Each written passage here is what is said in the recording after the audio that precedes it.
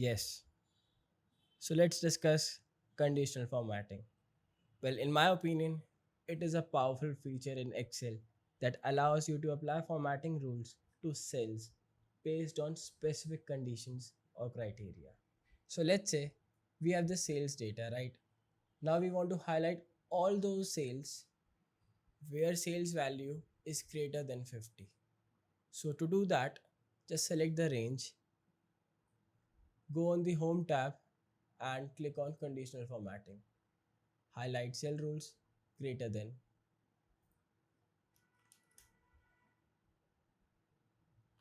50.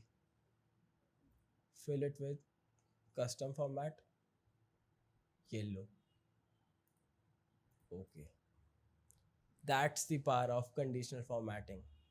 In just no time, it will highlight all the cells that meet your condition, that meet the criteria you want.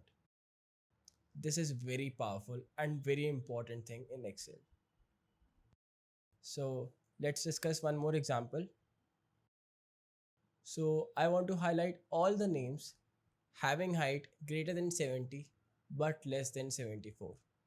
So as discussed, just select the range, go on conditional formatting, highlight cell rules between 70 less than 74. Fill it with green fill, yes. That's how you do this. Now let's say you want to get rid of this conditional formatting, right? So just highlight the data again,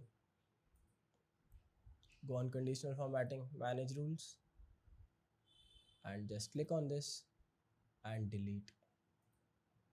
So that was a short tutorial about conditional formatting. Hope you were able to understand it.